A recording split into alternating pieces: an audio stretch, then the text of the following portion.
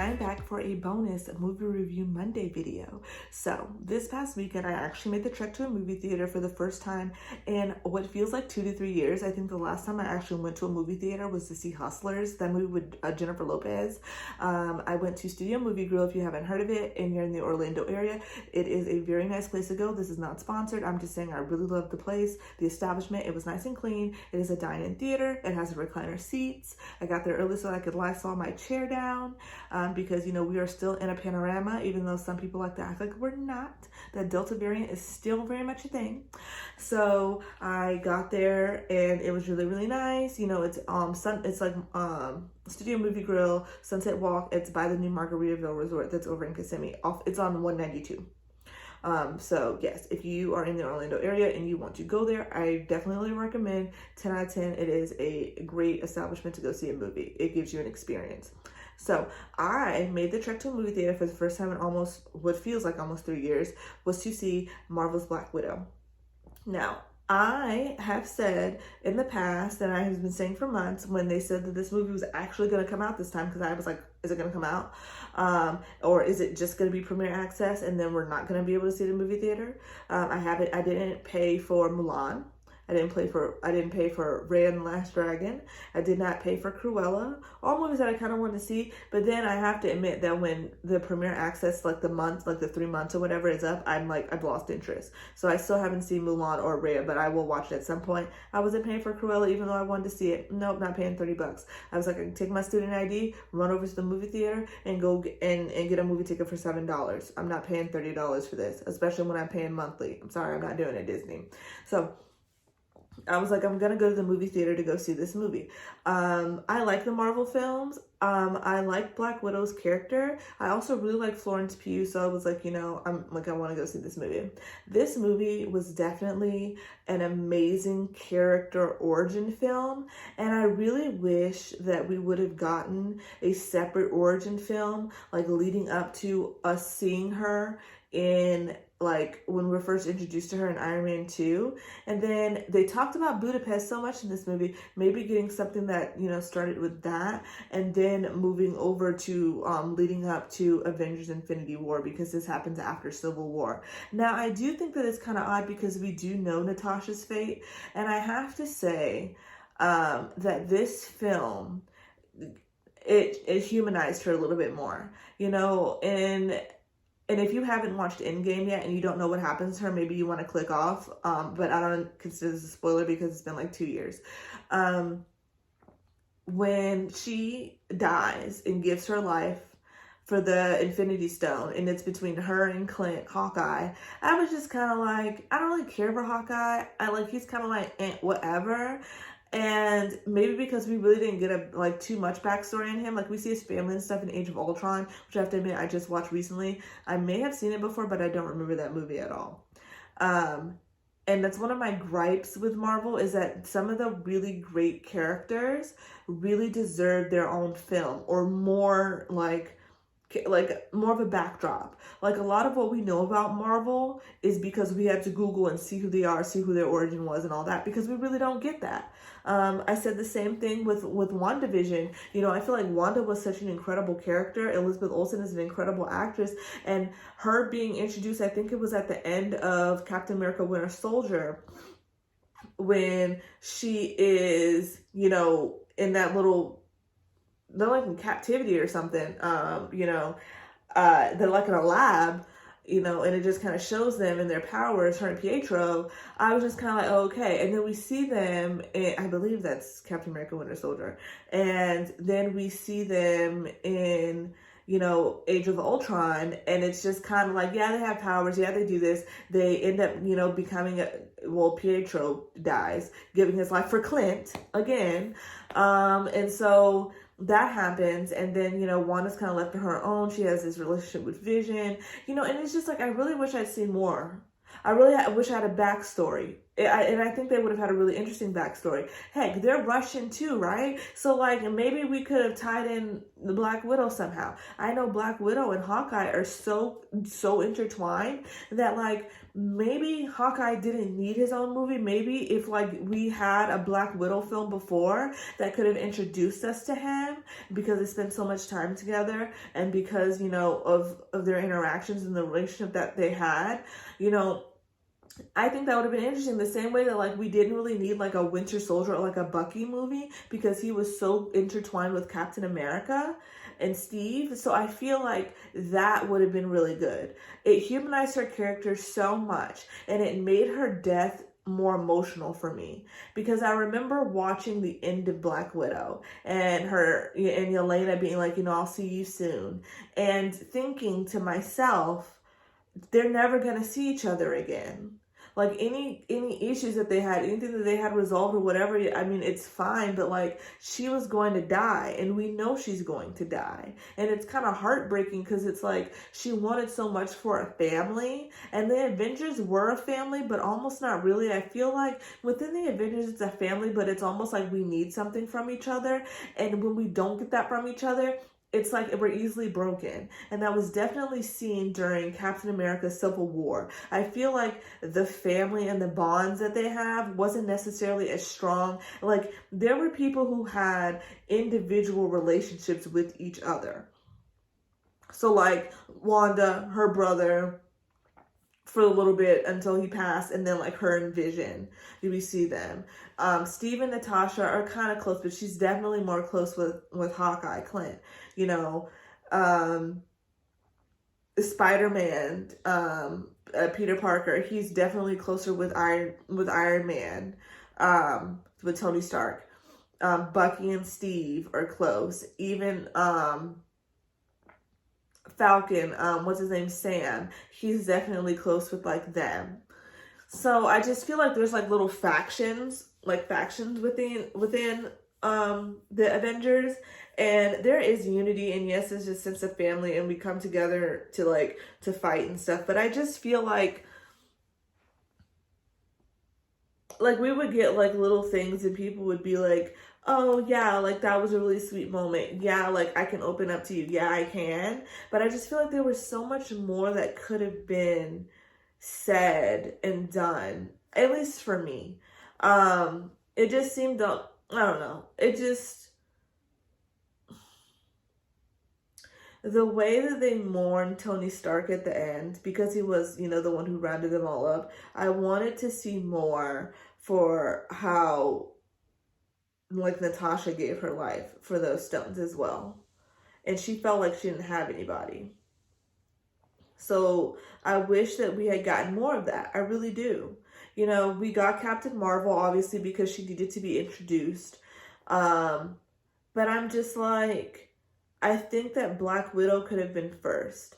And we're not going to sit here and act like Scarlett Johansson can't hold a film. I mean, she's been, you know, I want to say an A-list star. She was like an it girl for the early 2000s. Like, people can fight me on that all they want. But as someone who was a connoisseur of early 2000s popular culture, I can definitely tell you that Scarlett Johansson was like a A-lister when it came to paparazzi, people who she was hanging out with. Like, she was definitely one of those top girls. Like, she was an it girl in the early 2000s.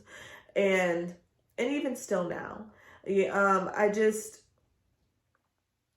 I really wish that we had gotten more. Like, I would have liked more.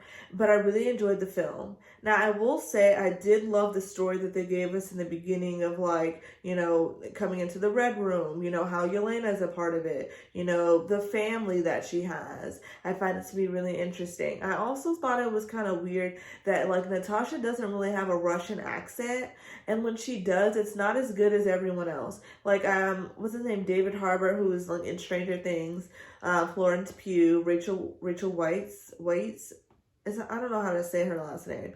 None of them are Russian, but their accents are really spot on. And I don't know if it's because Scarlett Johansson can't really do a Russian accent.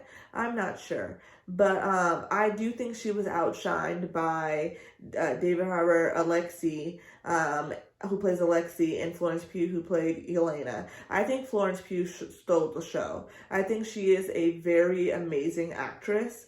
And she is a breath of fresh air when it comes to people in Hollywood. She is one of the more versatile actors that I have seen. She was nominated for an Oscar for her role as Amy March in Little Women.